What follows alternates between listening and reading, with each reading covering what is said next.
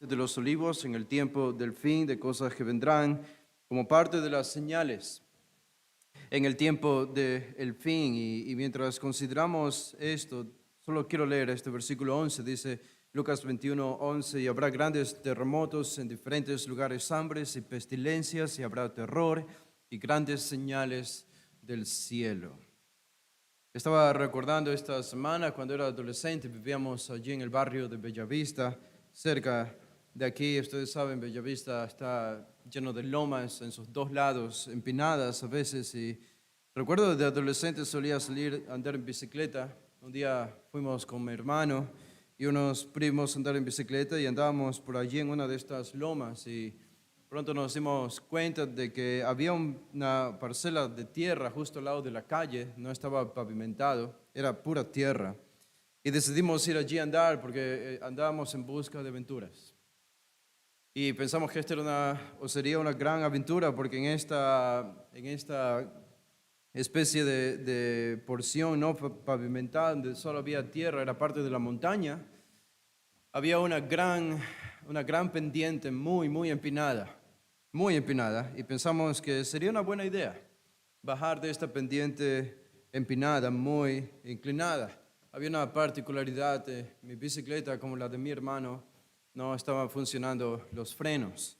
Yo había visto cómo mi hermano frenaba poniendo, ustedes saben, quizá ustedes, algunos hicieron esto cuando eran pequeños, ponían la suela de sus zapatos en la llanta trasera para frenar la bicicleta.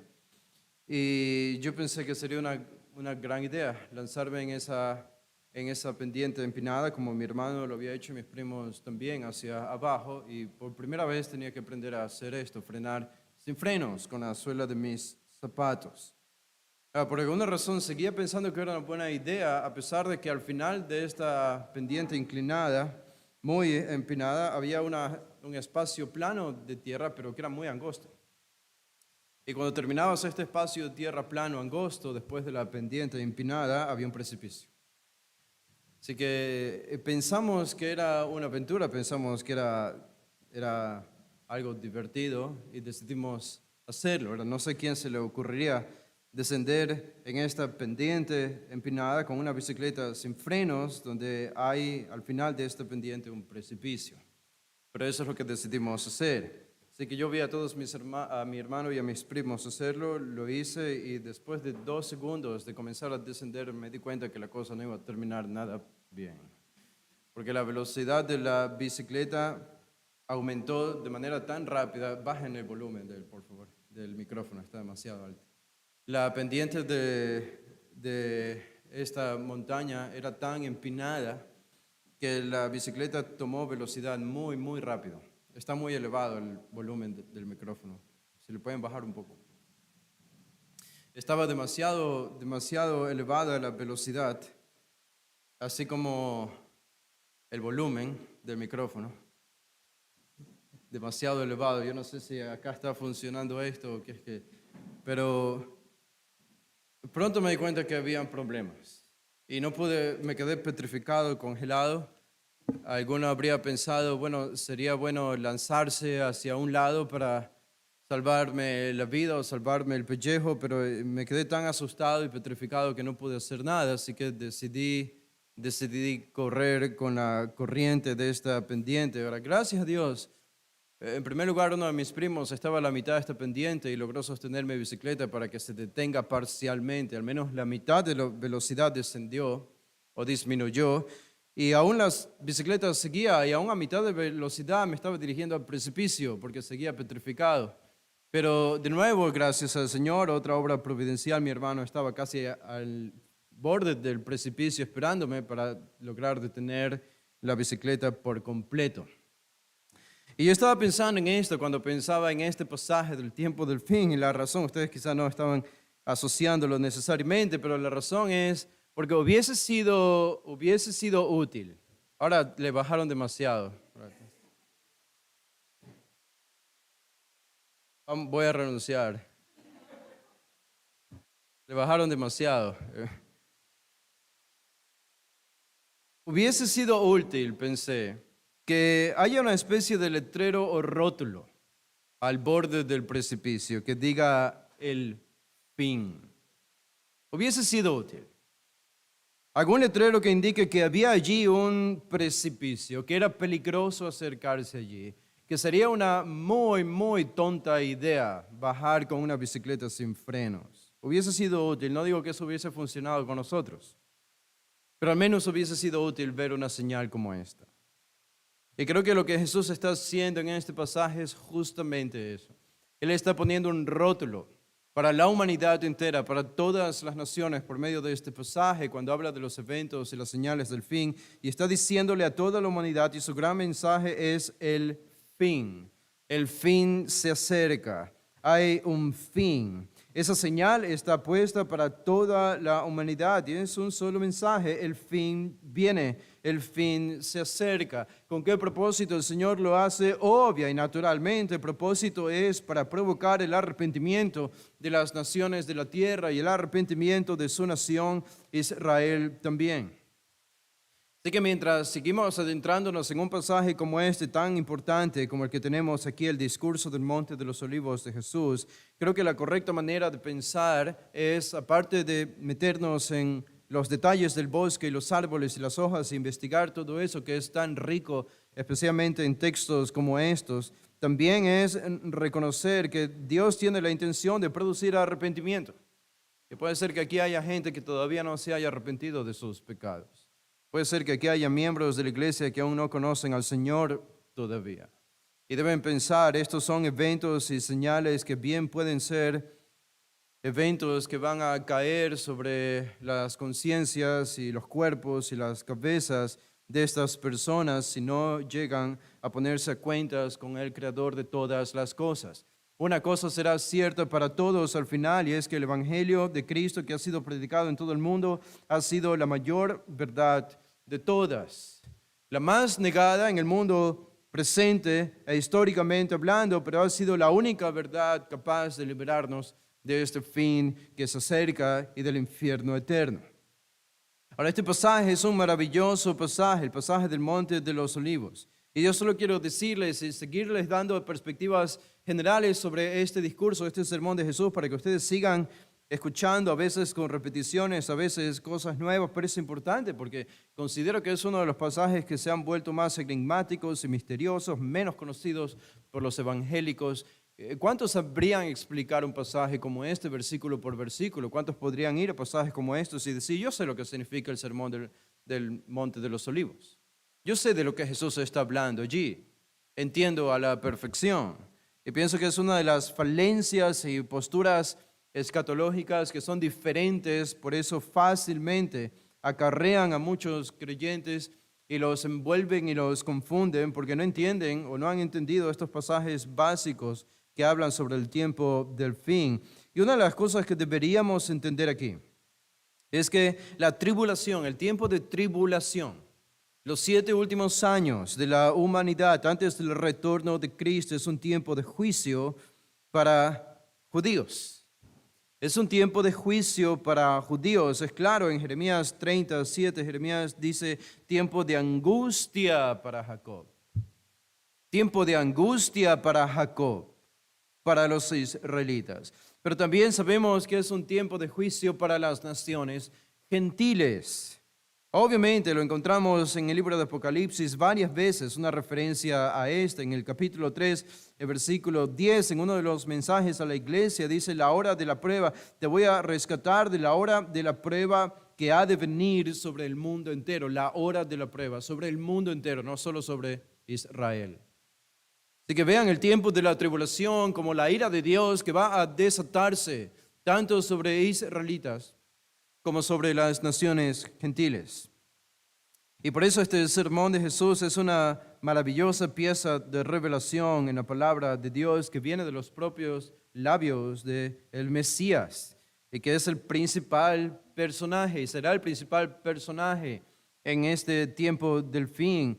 Es el pasaje sobre el fin más completo que tenemos en el Nuevo Testamento, parte del libro de Apocalipsis, obviamente. Es el pasaje más completo que tenemos. No encontramos partes allí, como podemos ir a 1 Corintios 15, podemos ir a 1 Tesalonicenses o 2 Tesalonicenses, y Pablo habla y los autores del Nuevo Testamento hablan de diferentes perspectivas sobre algún evento del fin, pero de forma más esporádica. Este es un pasaje en el que Jesús une todos estos eventos y nos permite ver cuál es la secuencia y la cronología de estos eventos del fin. Y otra de las importancias de este pasaje es que nos presenta justamente eso, una cronología de eventos, si los interpretamos como creemos que debe interpretarse literalmente. En otras palabras, sabemos con certeza el orden de los eventos que Dios ha revelado en el tiempo, que van a culminar con su segunda venida, la segunda venida de Cristo. Y esto es fascinante porque las personas que vivan en el tiempo de la tribulación y estudien la Biblia, esto es asumiendo que pueden estudiar la Biblia, porque no me cuesta pensar que en ese tiempo el anticristo va a confiscar la Biblia, tanto física como digital. Pero asumiendo que puedan estudiar la Biblia, sabrán en qué parte de este programa escatológico se encuentren. Y así como ahora nosotros exactamente sabemos dónde nos encontramos con respecto a estos eventos, y es lo que vamos a seguir descubriendo. Y saben, algo más que hace Jesús aquí en este pasaje, en este gran sermón del Monte de los Olivos, es hacer referencia a pasajes del fin que aparecen de forma diferenciada en unos lugares y en otros lugares también de forma esporádica en todo el Antiguo Testamento, especialmente en los libros de los profetas, que aparecen sin orden y sin querer ofrecer una sistematización de los eventos. Pero ¿qué hace Jesús en este sermón? Él une todos estos pasajes que están esparcidos en el Antiguo Testamento acerca del tiempo del fin. Él los une y nos presenta una cronología organizada y sistematizada de todos estos eventos. Las profecías sobre Israel se encuentran ampliamente esparcidas en todo el Antiguo Testamento sin ninguna intención de mostrar una relación entre una profecía y otra. Bueno, esto es lo que hace Jesús aquí. Él relaciona todas estas profecías sobre Israel en el tiempo del fin, especialmente si leemos Mateo 24 y 25, que es la otra versión que tenemos paralela a esta de Lucas 21. Así que estamos ante uno de los pasajes más representativos e importantes de la Biblia en lo que tiene que ver con el fin de los tiempos. Y no queremos ser como el niño necio que corrió por el jardín sin detenerse a contemplar su hermosura. Queremos caminar por este jardín y queremos observar sus detalles y no perdernos de nada. Ahora déjenme decirles una o dos cosas más sobre este sermón de Jesús antes de entrar al estudio del versículo 11, porque creo que son importantes y ustedes deben entenderlas. Este es un pasaje que trata sobre el futuro de Israel, ¿ok? Eso es muy importante y es básico. Ahora sepan que no todos están de acuerdo con eso, pero para mí es demasiado claro que este pasaje, este sermón de Jesús trata acerca del futuro de Israel, no de la iglesia. Ahora pueden subrayar esto, no de la iglesia. ¿Saben dónde aparece la iglesia en este sermón del Monte de los Olivos de Jesús? En ningún versículo. En ningún versículo. Podemos decir que aparece en el capítulo 21, el versículo 39. ¿Entendieron? No hay versículo 39, porque la iglesia no está aquí. Ok, Jesús no habla de la iglesia. No van a encontrar referencias a la iglesia. Es vital que recordemos esto. No hay una sola referencia a la iglesia en este pasaje o al cuerpo de Cristo. Además, los que hicieron la pregunta en el versículo 7, aquí en el capítulo 21, sabemos que fueron los discípulos de Jesús que eran judíos. Eran israelitas. Y también su pregunta no tiene nada que ver con la iglesia. Ellos ni siquiera sabían de la existencia de la iglesia, incluso para este punto, antes de la muerte de Jesús. No sabían nada acerca de la existencia de una iglesia, así que eso no está en sus mentes para nada. ¿En qué están pensando ellos? Ellos están pensando en el futuro de Israel. Y lo que decían las profecías del Antiguo Testamento acerca de Israel en el tiempo del fin. Así que su pregunta no tiene nada que ver con la iglesia cuando le preguntan a Jesús, porque ni siquiera sabían que existiría la iglesia para este punto. Su pregunta tiene todo que ver con la expectativa del Antiguo Testamento sobre el reino final del Mesías desde Israel sobre todo el mundo. Por tanto, la respuesta de Jesús, que es el discurso del Monte de los Olivos, tiene que ver con eso, con lo que ellos preguntaron, el futuro de Israel, no con la iglesia. Y tenemos además que el predicador de este sermón era el Mesías de Israel. Y predicó este sermón mirando hacia Jerusalén, en el Monte de los Olivos, sentado allí junto a sus discípulos, mirando la ciudad de Jerusalén, que es Israel. Todo es judío aquí, todo es israelita, eso es el contexto. Así que todo lo que vemos aquí tiene que ver con el futuro de Israel. Muchos leen este pasaje como nuestro querido amigo, hermano y pastor Sóngel Michelén, y ven en pasajes como estos referencias a la iglesia. Yo creo que eso es incorrecto. La iglesia no aparece aquí. Es muy claro. En Mateo incluso es todavía más explícito cuando en Mateo Jesús dice, cuando veáis la abominación desoladora de que habló Daniel, y Daniel habló sobre el futuro de Israel, no sobre la iglesia. En el Antiguo Testamento no aparece la iglesia. Por eso Pablo en el Nuevo Testamento, en Efesios y otros pasajes, ¿cómo le llama a la iglesia? Le llama un misterio. Un misterio. ¿Cuál es la definición en sí mismo de un misterio en el contexto bíblico? Algo que no había sido revelado antes, pero que ahora en estos últimos tiempos se ha revelado. La iglesia es un misterio. ¿Qué significa esto? Que la iglesia no aparece en el Antiguo Testamento. No aparece la iglesia en el Antiguo Testamento. Y no aparece incluso durante el ministerio de Jesús, a pesar de o aparte solamente de una o dos referencias solitarias o aisladas. Pero la iglesia aparece y se revela a los discípulos ya cuando Jesús asciende al cielo y desciende el Espíritu Santo. Entonces inicia la iglesia y hasta hoy hemos vivido la etapa de la iglesia. Así que para que podamos ubicarnos bien en el tiempo, Jesús no está hablando de nosotros como iglesia. Jesús está hablando en lo que concierne al futuro de Israel y al futuro de las naciones. Ahora, eso no significa que nosotros no vamos de alguna manera directa o indirecta a participar de esto. Vamos a tener alguna participación, ya sea en el cielo, los que hemos sido llevados en el rapto, hemos muerto por el tiempo del rapto, estaremos en el cielo durante este tiempo, o otros, en el caso de otros que han sido miembros de esta iglesia pero que no han sido salvos, estarán aquí en la tribulación. Estas no son buenas noticias, obviamente, no lo digo como buenas noticias, pero como una realidad que puede ser existente en cualquiera de los que están aquí que todavía no han llegado a la salvación. Encontrarán estos eventos desencadenándose globalmente en todo el mundo. Ahora, les dije hace un momento que gracias a la profecía sabemos en qué parte del programa escatológico de Dios nos encontramos. ¿Es verdad que ustedes saben dónde nos encontramos? ¿Cómo podemos saber a qué eventos de la profecía bíblica hace referencia Jesús aquí y dónde nos encontramos nosotros ahora en el presente, en el 2023? Ahora, quiero explicarles algo, quiero tratar de hacerlo rápidamente. ¿Ok? Y esto he decidido hacerlo en esta tarde. La verdad es que no tengo una razón particular de por qué, pero pensé que sería importante. No sé cuántas veces ustedes han escuchado esta explicación y si la logran entender todavía o no, pero voy a hacer un intento sin detenernos en los detalles de este pasaje de Daniel capítulo 9, porque lo que Jesús comenta en el Sermón del Monte de los Olivos es lo que Daniel enseñó por primera vez en el capítulo 9.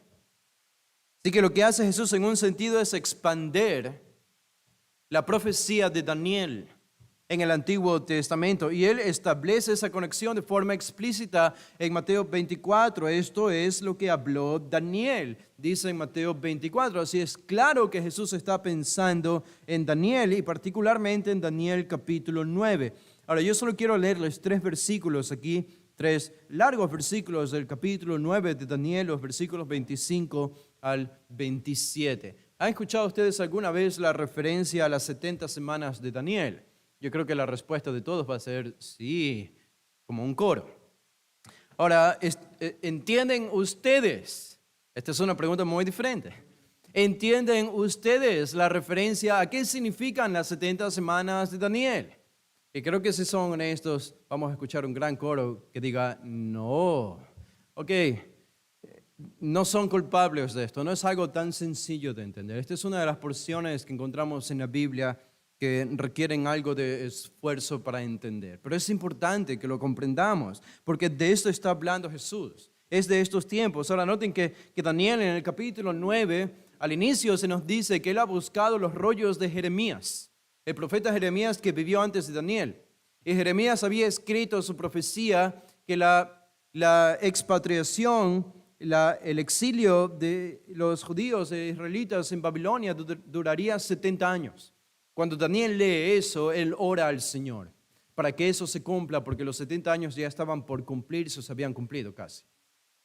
Y él ora fervorosamente, se arrepiente y pide perdón por su pueblo en la mayor parte del capítulo 9. Ahora, cuando él aún estaba orando, dice el versículo 20, Dios envía una profecía a Daniel, envía al ángel Gabriel.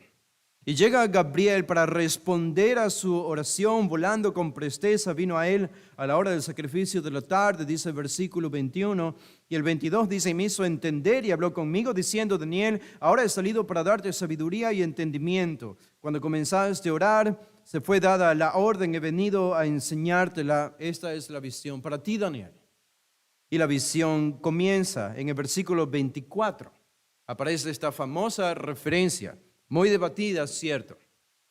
En el versículo 24 dice, 70 semanas están determinadas sobre tu pueblo y sobre tu santa ciudad, para terminar la prevaricación y poner fin al pecado y expiar la iniquidad, para traer la justicia perdurable y sellar la visión y la profecía y ungir al santo de los santos. Aquí en esta serie de frases que encontramos en el versículo 24, el ángel Gabriel le dice a Daniel, todo lo que tiene que cumplirse con respecto a Israel en el futuro, desde ahora en el futuro, se va a cumplir en cuánto tiempo, dice él, en 70 semanas.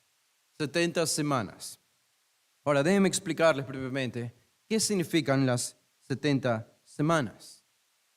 Esa palabra 70 semanas es la palabra shubó en hebreo.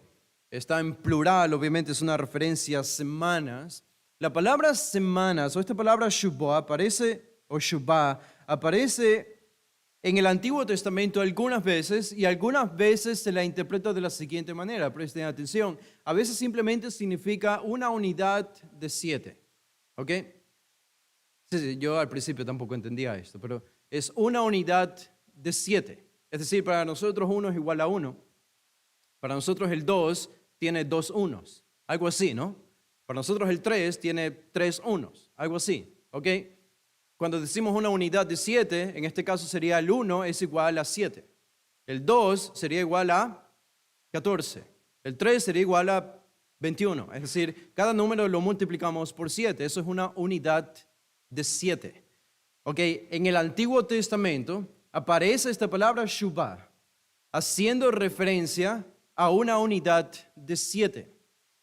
En otras ocasiones hace referencia a una semana. En otros contextos del Antiguo Testamento, a una semana, es decir, 7 días. Una unidad, una semana, lo que nosotros entendemos por una semana. Y en otras ocasiones hace referencia a años. Años. No días, no semanas, sino años. Ahora, la pregunta es, ¿a qué hace referencia aquí, Daniel? Algunos nos acusan de ser intérpretes literales de la Biblia. Decimos, sí, interpretamos literalmente la Biblia. Y nos dicen, bueno, ¿cómo interpretas semanas? Para ustedes semanas no es una semana, porque dice aquí Gabriel a Daniel dice que todo lo que tiene que cumplirse con Israel va a cumplirse en 70 semanas. Obviamente, desde el tiempo de Daniel hasta hoy, han pasado mucho más de 70 semanas. Entonces ustedes nos dicen a nosotros, también alegorizan, ya ven, también utilizan símbolos y espiritualizan, porque una semana no es lo mismo que todo el tiempo que ha pasado. 70 semanas no es lo mismo que todo el tiempo que ha transcurrido desde Daniel hasta el día de hoy, y todo lo que falta en el futuro. Han pasado más de 2000 años, pongámosle 2500 años aproximadamente. Eso no es igual a 70 semanas, claro que no. Bueno, esta es la explicación. Esta es la explicación. Que en este contexto Daniel está pensando en años, ¿ok? Daniel está pensando en años. Daniel no está pensando en semanas, sino en años. Recuerden, la palabra Shubal literalmente significa 7 de 7. Un 7 de 7 o un 70 de 7. Un 70 de 7. No tiene que ser necesariamente la palabra semana, podría ser, pero podría ser una referencia simplemente a una unidad de 7. Así que podríamos ponerle algún otro nombre. Y es obvio que Daniel está pensando en años. Al iniciar este capítulo 9, habla de los años en el año primero de su reinado. Yo, Daniel, miré a los años de que habló Jehová, el profeta Jeremías, que habrían de cumplirse 70 años, dice en versículo 2. Daniel está hablando de años y está pensando en años. Ese es el contexto. Así que el contexto va a determinar qué significa este número 70. Si es 70 días, 70 semanas o 70 años. ¿O qué es? Así que Daniel está pensando en años. Ahora, como esta palabra hace referencia a una unidad de 7, y si Daniel en el contexto está pensando en años, ¿qué significa esto? Que no son 70 semanas, no son 70 semanas, no son mucho menos 70 días, es imposible. Daniel está pensando en 70 años, pero en unidades de 7. ¿Qué significa esto? 7 por 70. ¿Cuánto es? 490.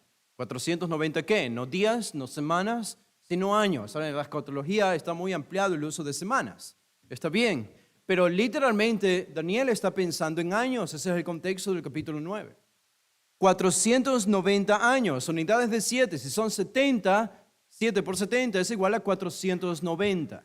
490 años. Lo que le dice Gabriel a Daniel es que en 490 años va a terminar de cumplirse todo lo que tiene que cumplirse con respecto a las profecías de Israel. Incluso con el regreso, el retorno del Mesías y el gobierno del Mesías sobre el mundo entero desde Jerusalén. En 490 años desde el tiempo de Daniel. Y la gran pregunta es si se han cumplido los 400 años. Ahora ustedes dicen, bueno, pero han pasado más de 2000 años. Obviamente ya se pasó el tiempo. Bueno, noten lo que dice el versículo 25.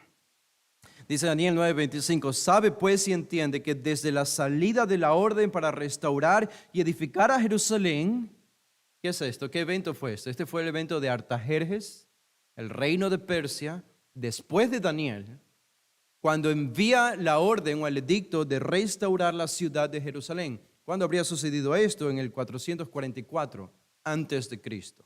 ¿Ok? 444 antes de Cristo. Esto es lo que Nehemías nos cuenta. Creo que es Nehemías capítulo 2, los primeros versículos, y Nehemías fue uno de estos, enviados para restaurar las murallas y la ciudad de Jerusalén. ¿Ok? Esto ocurre en el 444 a.C. La historia confirma esto, incluso parte de la Biblia. Ese es el edicto, la orden para restaurar y edificar a Jerusalén. ¿Ok? Desde ese evento, 444 a.C., hasta el Mesías príncipe, esta es la venida de Jesús, sería una referencia a la primera venida de Jesús, habrá 7 semanas y 72 semanas se volverá a edificar la plaza y el muro en tiempos angustiosos. Para resumir el versículo 25, podemos decir que de las 70 semanas, de los 490 años que se profetiza todo lo que tiene que cumplirse con Israel, aquí dice explícitamente Daniel en el versículo 25, 62 semanas más 7, que aparece allí en el verso 25, 7 semanas y 62 semanas. 7 más 62, ¿cuánto es? 69, ¿ok? 69, estamos bien con las matemáticas aquí. 69 semanas. 69 semanas, en 69 semanas va a cumplirse todo lo que describe el versículo 25. La restauración de Jerusalén, esto ocurrió en el Antiguo Testamento, en tiempos de Nehemías. La venida del Mesías y el inicio de su ministerio, probablemente su crucifixión también, pero el inicio del ministerio del Mesías. Todo esto habría de cumplirse en 69 semanas. 69 semanas. Eso significa que queda solo una semana, porque son 70 en total. Solo queda una semana, es decir, son 69 semanas, 483 años. 483 años. Y haciendo los cálculos, no soy el primero que lo ha hecho, hay otros teólogos eruditos que lo han hecho, haciendo el cálculo encaja perfectamente con el edicto de Artajerjes en el 444, con las fechas más fidedignas de cuando habría iniciado o a mediados del ministerio de Jesús, cuando yo estaba entrando a Jerusalén en su entrada triunfal, habrían transcurrido 483 años. Eso significa que queda la última semana, que es una unidad de 7. Eso significa que quedan 7 años. 7 años para llegar a 490. Esos 7 años es la semana 70. 7 años. Se le llama semana, pero son 7 años. Y dice el versículo 26, y después de las 62 semanas se quitará la vida del Mesías. Eso debí leerlo antes. Dice, mas no por sí. Después de las 62 semanas se quitará la vida del Mesías, mas no por sí. Y el pueblo de un príncipe que ha de venir, esto es una referencia al anticristo. El príncipe que ha de venir destruirá la ciudad y el santuario. Y su fin será con inundación, y hasta el fin de la guerra durarán las devastaciones. Ahora noten dos cosas allí. La referencia a la vida del Mesías, se le quitará la vida del Mesías. Obviamente es una referencia a la muerte de Jesús, que ocurre después de las 62 semanas. Es decir, esto no ocurre dentro del lapso descrito por Daniel, sino algo posterior. La muerte de Jesús data exactamente fuera de lo que Daniel ha profetizado, no encaja dentro de las 62 semanas. Y dice que el pueblo de un príncipe ha de venir es una razón extra para creer que el príncipe, esta es una referencia al anticristo, que el anticristo no va a ser un líder europeo, al menos étnicamente no, puede ser que nazca en Europa, pero étnicamente lo más probable es que sea un hombre del pueblo musulmán, un musulmán. Podría ser, y es lo más probable, sea el anticristo que ha de venir, porque se dice que él tendrá un pueblo, una etnia. Ahora, si algo saben de los romanos, es que no tenían una etnia propia. Estaban conformados por muchas etnias y mezclas de etnias, que era muy difícil decir, ok, ¿cuál es la etnia de los romanos? Porque todo el mundo era un romano. Diferente a los califatos musulmanes, que son muy, muy particulares de un pueblo musulmán islámico, tienen su propia etnia bien definida, y eso es lo que parece indicar Daniel aquí. El pueblo de un príncipe que ha de venir destruirá la ciudad y el santuario, y su fin será con inundación, y hasta el fin de la guerra durarán las devastaciones. Y noten el versículo 27, y por otra semana confirmará el pacto con muchos. Esa es la última semana. Estos son 7 años. La última semana, la semana 70 de Daniel. A la mitad de la semana, a la mitad de los 7 años, 3 años y medio, hará cesar el sacrificio y la ofrenda. Esto es en el contexto del templo, así que tiene que haber un templo en Jerusalén para este tiempo. Y después, con la muchedumbre de las abominaciones, vendrá el desolador. Este es el anticristo, hasta que venga la consumación y lo que está determinado se derrame sobre el desolador. Así que, ¿qué está diciéndonos Daniel aquí en esta gran profecía? Lo que nos dice Daniel es que su profecía con respecto a Israel llega hasta la semana 69. Hasta la semana 69 todo se ha cumplido con Israel, que se profetiza aquí. Todo se ha cumplido. Lo único que falta por cumplirse es la última semana. Lo que Daniel no dice y que nosotros asumimos aquí, y esto era costumbre no solo de Daniel, podemos ver otros ejemplos en el Antiguo Testamento, es que él no habla del lapso de tiempo, este gran paréntesis desde que Jesús murió hasta el día de hoy, que es la era de la iglesia. Porque Daniel no está tomando en cuenta todo este lapso de 2000 años de historia de la iglesia, porque él está pensando solo en Israel y ni siquiera habría sabido sobre la existencia de una iglesia. Así que lo que él no sabía, pero nosotros sí, es que después de la semana 69, han pasado ya 2000 años y todavía no se cumple la semana 70. La semana 70 es futura todavía, tiene que cumplirse, son los últimos 7 años de la historia de la humanidad antes del retorno de Cristo. ¿Por qué Daniel no lo tomó en cuenta? Porque este es el tiempo de los gentiles. Esta es la era de la iglesia, los gentiles llegamos a la salvación. Por eso Daniel no profetiza sobre eso, su profecía es sobre Israel. Y saben, Jesús hace exactamente lo mismo. en el sermón del Monte de los Olivos. Él está profetizando sobre Israel. Así que cuando Jesús predica este sermón en el Monte de los Olivos, gran parte de este sermón tiene que ver con esos últimos 7 años, con la última semana de Daniel. Y cuando Jesús no hace referencia a esa última semana de Daniel, los 7 años, Él lo hace claro, de forma explícita.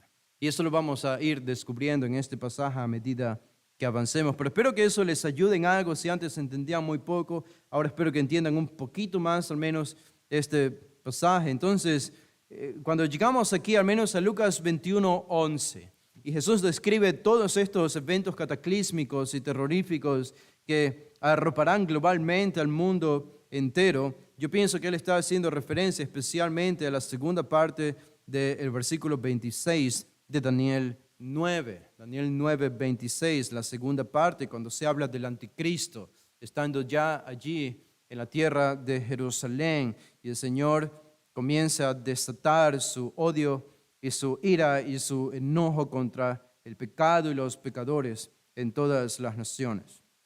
En el versículo 11, el Señor dice que dentro de la última semana de Daniel, los últimos 7 años, y ahora podemos también decir que esto ha sucedido a lo largo de estos 2000 años, obviamente, claro que sí, pero se recrudecerá todo esto en los últimos 7 años, que estos 7 años estarán caracterizados por eventos globales, cataclísmicos y catastróficos que la humanidad aún no ha visto en su historia. ¿Cuál es el primero de ellos? No tienen que ir de forma cronológica necesariamente, porque Mateo los menciona en un orden diferente, pero el primero que menciona en el sermón de Lucas, al menos en Lucas 21:11, es: y habrá grandes terremotos. Grandes terremotos. La palabra para terremotos es seismos, de donde viene la palabra sismo, seismos. Es una referencia a un terremoto. Noten que la palabra es plural, no es singular, no es un terremoto. Terremotos. Son varios, son muchos. Y no son leves terremotos o pequeños terremotos. Jesús dice grandes, usa la palabra megaloi, grandes terremotos. La idea es de potentes, fuertes terremotos que van a estremecer la tierra en varios lugares. Y eso lo encontramos ya predicho en el Antiguo Testamento, en Ezequiel 38:14 o 19. Dice: porque he hablado en mi celo, dice Dios, y en el fuego de mi ira, que en aquel tiempo habrá gran temblor sobre la tierra. Hablando del tiempo del fin, Ageo 2:6 dice: porque así dice Jehová de los ejércitos, de aquí a poco yo haré temblar los cielos y la tierra, el mar y la tierra seca, y haré temblar a todas las naciones, y llenaré de gloria esta casa, dicho Jehová de los ejércitos. Isaías 29:6 dice algo similar también. Así que desde el Antiguo Testamento, Dios ya ha anunciado que está reservado en el tiempo de el fin devastadores terremotos antes de la venida de Cristo. Los preteristas, nuestros amigos preteristas, que no creen esto y creen que todo esto se cumplió en el año 70, tienen una gran dificultad porque, claro, grandes terremotos explicar hasta el tiempo del año 70 después de Cristo. En efecto, hubo algunos terremotos en la Odisea y en Pompeya en el 61 y 62 después de Cristo, algunos terremotos, pero el más fuerte de ellos vino después del 70. ¿Cómo explicarían eso? Después del 70, el gran terremoto o explosión del monte Vesubio y un terremoto ocurrió en el 79 después de Cristo que enterró a una ciudad entera. No encaja obviamente en la descripción de los grandes terremotos que han seguido sucediendo en historia y que van a recrudecerse o a crecer en intensidad, especialmente en sus últimos 7 años y más particularmente en los últimos 3 años y medio. Y que ha sido mi convicción revisando, estudiando, escuchando junto a ustedes el libro de Apocalipsis en las mañanas y estudiando este pasaje particular, de que lo que dice Jesús aquí de manera general en el versículo 11, él solamente habla de terremotos de forma general, él lo detalla de forma específica en la revelación que el mismo Jesús le da a Juan. Noten que esta es la revelación del fin de los tiempos de Jesús cuando estaba en la tierra. Pero él dio esta misma revelación a Juan cuando estaba en el cielo, después de su ascensión por el año 90 después de Cristo. Y el mismo Jesús expande Él fue el autor de este sermón y él mismo expande en su propio sermón cuando le da la revelación al apóstol Juan, hablando de los terremotos. Noten lo que dice Apocalipsis 6:12. Dice Apocalipsis 6:12, miré cuando abrió el sexto sello y aquí hubo un gran terremoto. Otra vez, seismos megalos, un gran terremoto. Y el sol se puso negro como tela de silicio y la luna se volvió toda como sangre y las estrellas del cielo cayeron sobre la tierra. Tenemos el capítulo 11 también, en el versículo 13, dice en aquella hora, 11:13, en aquella hora hubo un gran terremoto. Y la 10ª parte de la ciudad se derrumbó y por el terremoto murieron en número de 7,000 hombres. Y los demás se aterrorizaron y dieron gloria al Dios del cielo. En el capítulo 16, el versículo 18, tenemos la otra mención de este gran terremoto. Dice 16, el versículo 18, entonces hubo relámpagos y voces y truenos y un gran temblor de tierra, un terremoto tan grande, cual no lo hubo jamás que los hombres han estado, desde que los hombres han estado sobre la tierra. La gran ciudad fue dividida en 3 partes y las ciudades de las naciones cayeron. Y la gran Babilonia vino en memoria delante de Dios para darle el cáliz del vino del ardor de su ira. Y como consecuencia de este terremoto, toda isla huyó y los montes no fueron hallados. Y cayó del cielo sobre los hombres un enorme granizo. Qué terribles consecuencias de este terremoto. Algunos han comparado a este gran terremoto del tiempo del fin con lo que sucedió en el tiempo de Noé en el diluvio. El diluvio fue mucho más que una mera lluvia fuerte.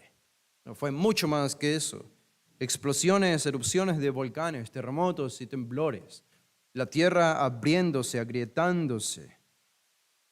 Truenos y tormentas por todos lados. El cielo literalmente se vino abajo durante el diluvio y el terremoto, los terremotos provocaron cambios incluso geográficos en nuestro planeta. El mundo era uno antes y después del diluvio. En la mitad del siglo XVIII, en los 1700, hubo una serie de terremotos, pero uno en particular que provocó el mayor desastre que ahora conocemos. E incluso provocó la innovación en los estudios sísmicos que ahora son tan conocidos. Y se estudia y se hace el estudio de la escala de Richter y todo eso. Nace como consecuencia de este gran terremoto en el siglo XVIII. Sucedió en Inglaterra, o no Inglaterra en realidad, sino cerca de Inglaterra, en Portugal, en Lisboa, en tiempo de los hermanos Wesley, John Wesley y Charles Wesley. Ellos vivían en ese tiempo allí en Inglaterra y se ha dicho que el terremoto más potente registrado ha sido de 8.6 hasta ahora en la historia. Esto al menos es lo que dijeron en el 2004, de 8.6. Pero este terremoto superó el 8.5 y se acercó al 9 en la escala de Richter. Fue en la costa de Lisboa, en Portugal, y se sintió desde el norte de África hasta Europa, España, Italia, Inglaterra, tan fuertes que provocó olas y aguajes hasta Francia, Holanda, Suiza, Noruega y Suecia. Más de 2.896 kilómetros de distancia de epicentro logró llegar el efecto de este gran terremoto. El total de destrucción, de devastación fue infernal, como es descrito. Se describen estas devastaciones. Unas 17,000 casas fueron destruidas o afectadas allí en Lisboa solamente. Las muertes van de 60 a 100,000 personas, incluso algunos registran más muertes que 100,000. Después de 30 minutos del terremoto, la ciudad de Lisboa fue inundada por un tsunami de 15 metros de altura. Y hubo olas que alcanzaron incluso más de 27 metros de altura como efecto de este gran terremoto. Esto sucedió en 1755. Ustedes saben que Charles Wesley, el hermano de John Wesley, era un escritor, poeta y escritor de himnos. Él incluso compuso un himno como resultado de este gran terremoto, meditando en las verdades del Apocalipsis. Y él decía: ay de los hombres que moran sobre la tierra, que no temen al ceño fruncido del Todopoderoso. John Wesley, su hermano, en una carta escribiéndole a Christopher Hopper, algunos años después, escribió: no hay visitación divina que tenga tal impacto sobre pecadores como un terremoto. Y esto es cierto. Los terremotos son una manifestación de la ira de Dios, nos muestran nuestra pequeñez como seres humanos y como criaturas de un Dios todopoderoso. Pero eso nos lleva a la segunda gran señal que aparece aquí en el capítulo 21, versículo 11. No solo habrá grandes terremotos, y esto implicaría tormentas, lluvias, tsunamis, tierras abiertas, edificios derrumbándose, casas derrumbándose, personas, montañas viniéndose abajo, islas desapareciendo y viniéndose a ser inundadas bajo los océanos. Todo esto es provocado por terremotos, así que no es meramente lo que los temblores que a veces vivimos. Esto es algo serio, esto es algo que va a recorrer todo el globo terráqueo, provocando muertes y devastaciones por todos lados. Y Jesús menciona otra cosa que dice en el versículo 11, que en diferentes lugares hambres, y añade una tercera, pestilencias. Hambres y pestilencias. Parece que Lucas hace un juego de palabras aquí con estos dos términos, hambres y pestilencias. Hambres es limoi y pestilencias es loimoi. Limoi y loimoi. Hambres y pestes. Es algo interesante que en el Antiguo Testamento se prefigura también esta misma imagen. No es solamente lenguaje apocalíptico como algunos escépticos dicen, era algo particular de los profetas hablar en lenguaje apocalíptico, pero todo es simbólico, no hay nada de simbólico aquí, todo es literal y todo va a ocurrir. En Ezequiel 7 dice el Señor en el versículo 3, ahora será el fin sobre ti y enviaré sobre ti mi furor y te juzgaré según tus caminos y pondré sobre ti todas tus abominaciones, mi ojo no te perdonará, dice, ni tendré misericordia, antes pondré sobre ti tus caminos. Y en medio de ti estarán tus abominaciones y sabréis que yo soy Jehová. Pregúntense por qué Dios hace todo esto. Si Él quiere matar a la población humana, a la tercera parte de la población humana, o a la mitad de la población humana, no podría hacerlo en un abrir y cerrar de ojos, solo con el chasquido de sus dedos podría desaparecer a la tercera parte de la humanidad. Pero Él decide hacer todos estos eventos cataclísmicos. ¿Por qué? Esta es la razón. Sabréis que yo soy Jehová. Y anuncia que viene un mal, y aquí que viene un mal, el fin viene, dice en el versículo 6, viene el fin viene, se ha despertado contra ti, y aquí que viene. ¿Y cómo se describe esto? Noten el versículo 14. Tocarán trompeta y prepararán todas las cosas, y no habrá quien vaya a la batalla, porque mira, está sobre toda la multitud. De fuera espada, esto es el anuncio de guerras en el tiempo del fin, lo que ya hemos visto en el sermón de Jesús, las guerras. Nación contra nación, reino contra reino. Lo dice Ezequiel 7:15. De fuera espada, esto es guerra. De dentro pestilencia y hambre. Ahí tenemos la doble mención de lo que Jesús menciona en Lucas 21:11. Lo tenemos aquí en Ezequiel 7:15. Primero guerras y después pestilencia y hambre. El que esté en el campo morirá a espada, y al que esté en la ciudad lo consumirá el hambre y la pestilencia. Y los que escapen de ellos huirán y estarán sobre los montes como palomas de los valles, gimiendo todos, cada uno por su iniquidad. Qué terrible visión es la que anuncia Ezequiel. Es lo mismo que aquí menciona Jesús. Es el mismo evento. El hambre, puede ser provocada por guerras, por terremotos, obviamente, por sequías, inundaciones, por desastres naturales. Todo esto puede producir hambre, hambrunas. Y este es el perfecto ambiente también para las enfermedades o las pestilencias. Un grupo de médicos judíos, hambrientos ellos mismos, en uno de los guetos de Varsovia, allá en Europa durante la Segunda Guerra Mundial, ellos estudiaron a pacientes que no comían, que estaban muriendo de hambre. Y querían descubrir los efectos de la desnutrición severa. Hicieron un estudio, ellos mismos tenían hambre. Y veían cómo compañeros judíos morían a causa del hambre en la Segunda Guerra Mundial. ¿Por qué hicieron esto? ¿Por qué hicieron este estudio? Porque querían mejorar la desnutrición por si acaso algo ocurriese similar en el futuro con los judíos. Querían descubrir cómo solucionar el problema de la desnutrición, si es que en el futuro los volvían a dejar sin comida, como hizo Hitler. Y se sabe que los nazis usaron el hambre como arma de destrucción masiva con los judíos.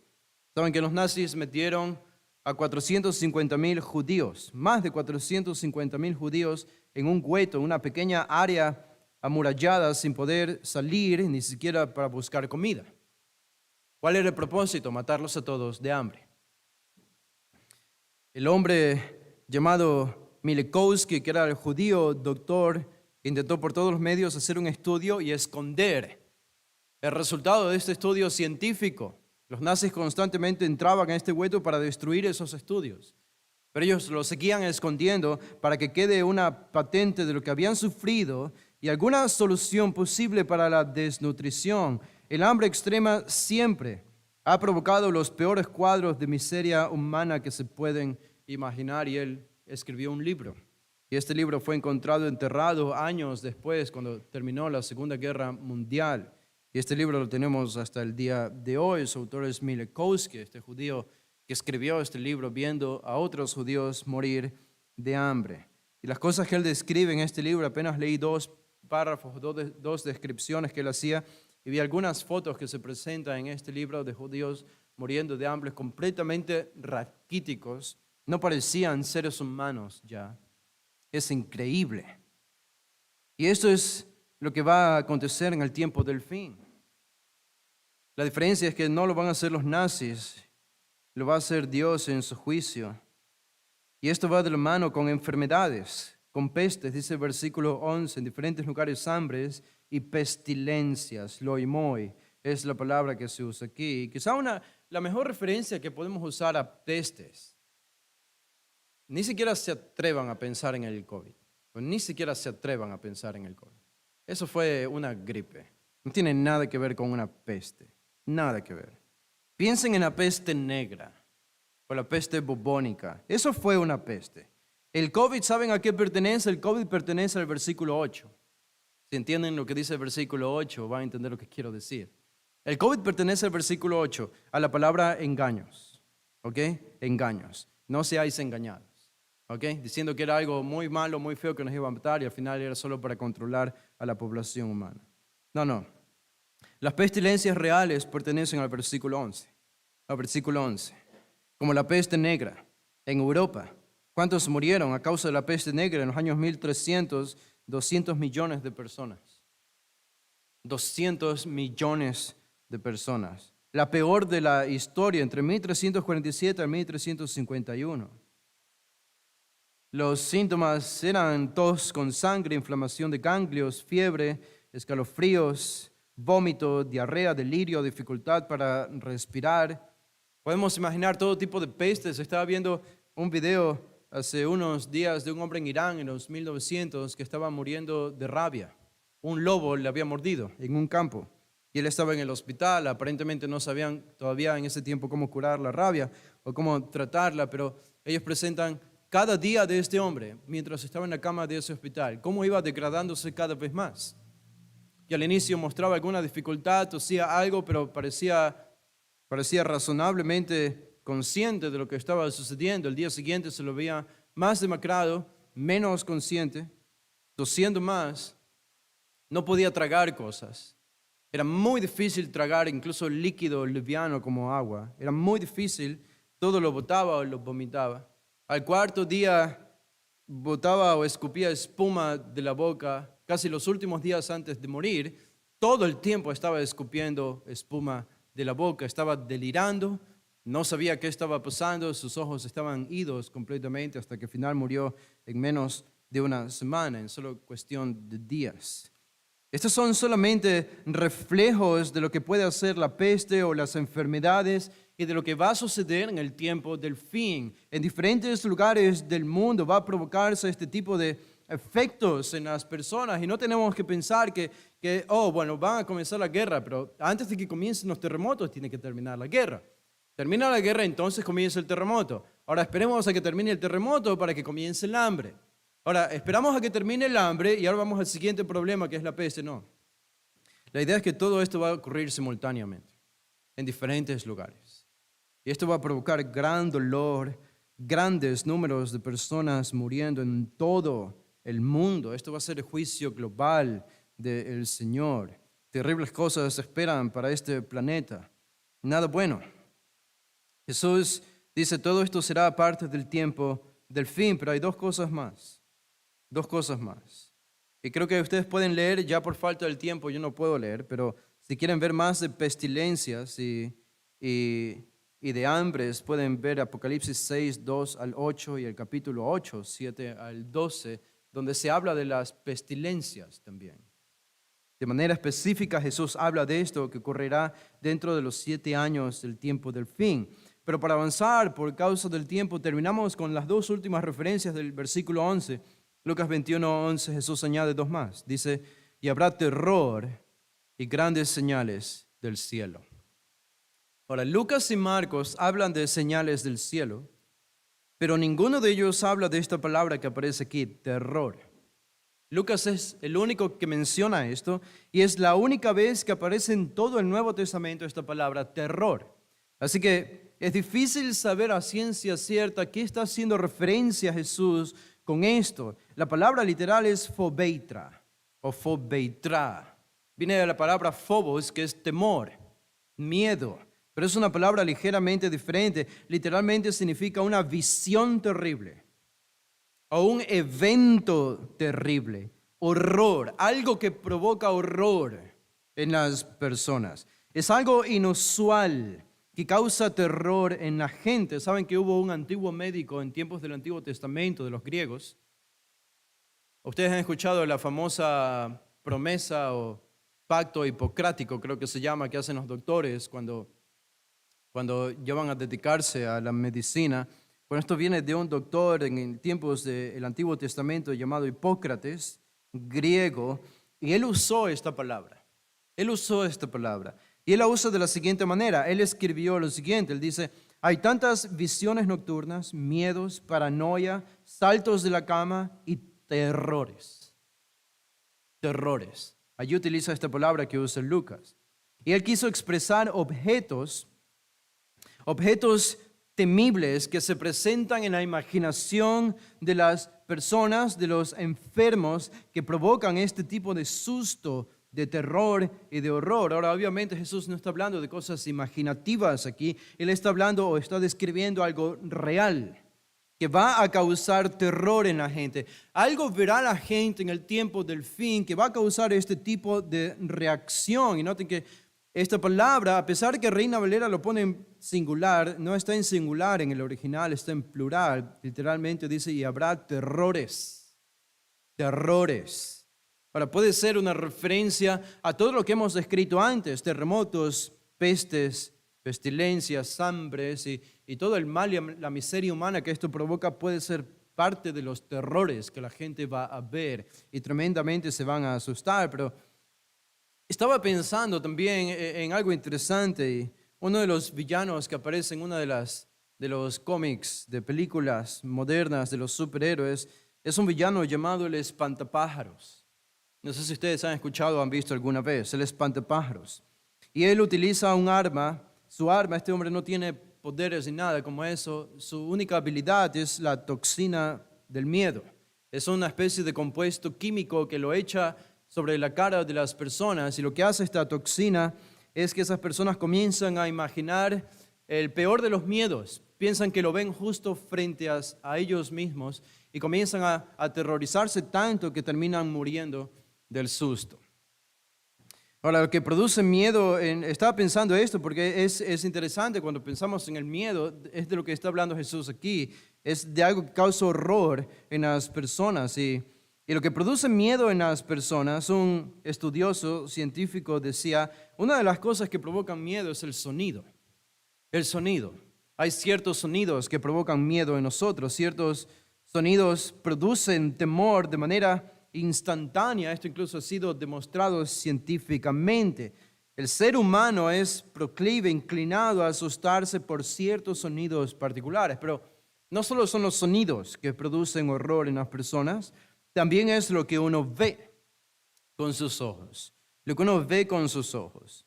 Y ¿saben? El principal elemento que produce temor en lo que uno ve es el elemento de la ambigüedad. La ambigüedad. En otras palabras, cuando lo que tú estás viendo no puedes entenderlo completamente. Por eso en las películas de horror se usan mucho a monstruos, zombies, Dráculas y toda esta especie de fantasías, de fantasmas, etcétera, porque son rostros desfigurados, que no los podemos entender completamente. Esa ambigüedad es lo que produce miedo. Por eso las máscaras producen miedo, porque no nos permiten ver la expresión facial de las personas con las que estamos acostumbrados, incluso si es de enojo. Eso no nos asustaría. El problema es que esconden detrás de una máscara la verdadera naturaleza de lo que son, y eso es por default, es algo tenebroso para el ser humano. ¿Qué hay detrás de esa máscara? Es por eso que algunos sufren de temor a los payasos, porque supuestamente el payaso tiene una cara alegre. Pero ¿por qué produce temor en los niños?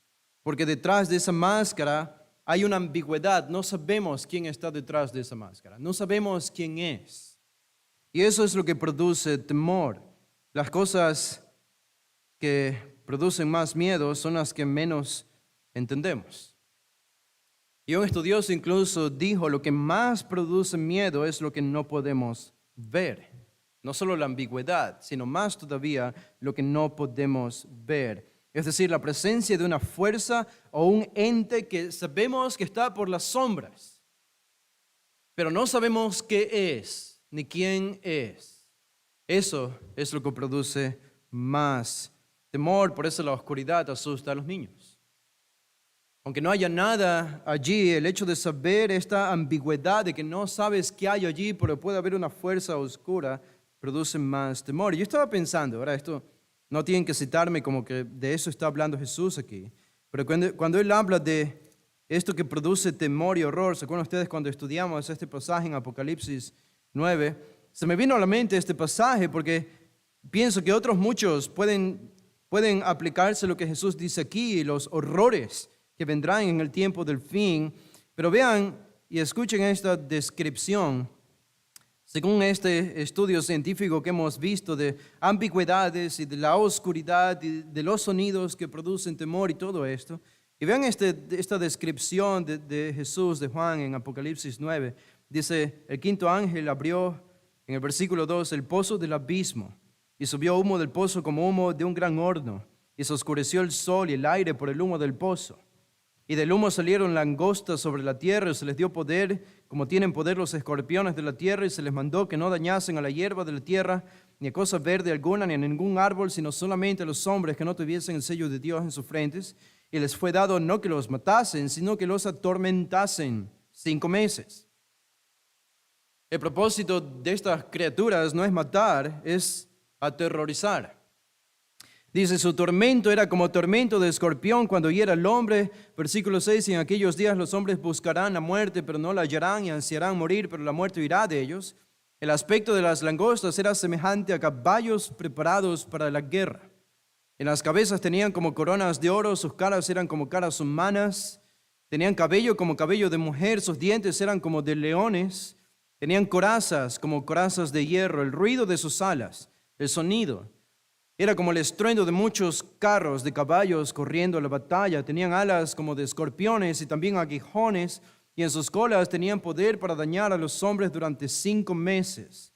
Y tienen por rey sobre ellos al ángel del abismo, cuyo nombre en hebreo es Abadón y en griego Apolión.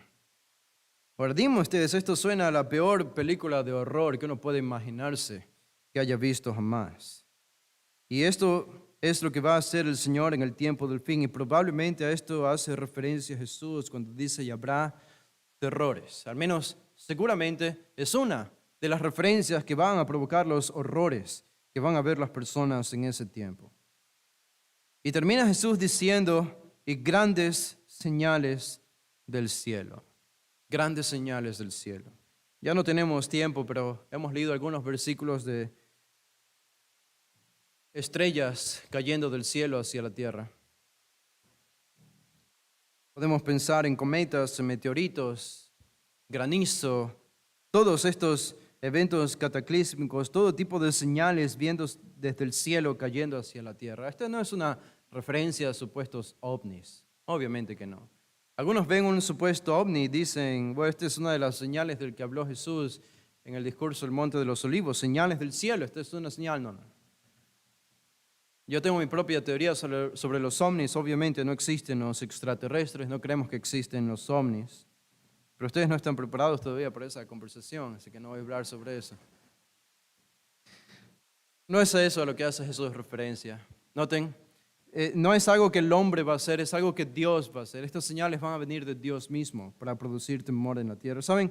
Algo que a menudo me parece ignoramos cuando leemos pasajes como estos es que en este tiempo, sin duda, la humanidad va a llegar a su cúspide en avances tecnológicos, avances educacionales, avances en todo tipo de ciencias humanas. No habrá mayor avance en número de inventos y tecnología y la vida muy, muy accesible y fácil para este tiempo. Imagínense cuánto va a avanzar ya que están desarrollando ahora o ya está desarrollada la inteligencia artificial y robots que cada vez son más inteligentes, autónomos e independientes y con capacidad a veces mayor que la de un ser humano para hacer diferentes cosas, supercomputadoras, y es increíble hacia lo que el mundo se dirige. ¿Saben? Una de las cosas, y lo vemos esto en la gran ramera de que habla Apocalipsis, Juan, una de las grandes cosas que el mundo va a creer en ese entonces es que no necesitan a Dios, porque ya lo tienen todo. Hasta probablemente podrán teletransportarse de un lugar a otro, quién sabe, pero van a ser capaces de cosas que nosotros hoy pensamos que son imposibles, como en el tiempo pasado comparado al tiempo presente. Y Dios lo va a destruir absolutamente todo. Todo este albor humano, descubrimiento y tecnología humana va a ser destruido al piso, van a huir, van a esconderse bajo las montañas. No habrán edificios ni casas que queden construidas para esconderse, ni búnkeres, nada podrá escaparse del rostro de Dios con un ceño fruncido, enojando y persiguiendo a las naciones de la tierra en su juicio por la maldad. Y tenemos la tendencia a pensar que Dios deja pasar el mal hoy.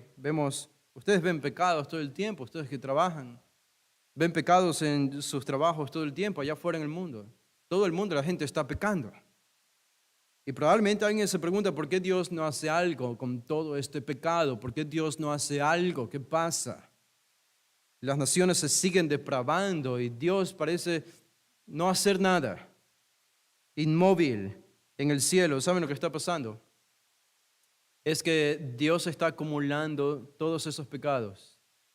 Los está poniendo en una alfora, en una especie de recipiente de ira. Y todo eso acumulado va a desatarlo en estos últimos 7 años de tribulación. Así que Dios en efecto está haciendo algo.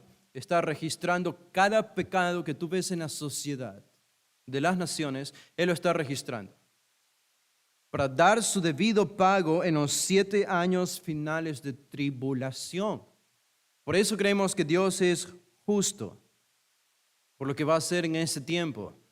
Tiene sentido que no destruya a las naciones hoy, porque sabemos que lo va a hacer en el tiempo del fin. Y la humanidad no verá a un Dios más enojado en toda su historia como lo verá en esos últimos 7 años de la tribulación. Y nosotros estaremos en su presencia contemplando todos estos eventos con horror por un lado, pero con esperanza por otro lado, anhelando, ¿saben qué? La nación del pueblo de Israel, que van a sufrir durante este tiempo, van a estar aquí en la tierra durante este tiempo. Así que nuestro amor para ellos en el tiempo presente, nuestras oraciones para ellos en el tiempo presente y nuestro deseo de salvación por este pueblo de Dios. Padre, te damos gracias, Señor, por este pasaje, por tu palabra, porque siempre es clara para nosotros, porque nos habla, porque nos confronta, nos exhorta, nos alienta y nos anima a seguir la carrera cristiana. Tú has puesto este rótulo en la humanidad de que lo que vemos hoy tendrá un fin y el fin se acerca.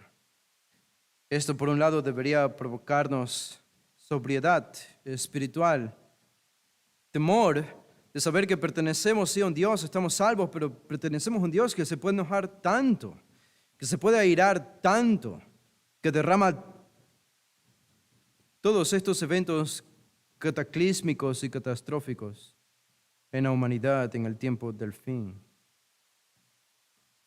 Pero ha decidido mostrarnos a nosotros toda su misericordia, y su amor y su gracia. Y cuanto más no debemos mostrarla a nosotros. Anhelamos la salvación de las naciones gentiles, Señor. Anhelamos la salvación del pueblo judío que aún permanece en incredulidad.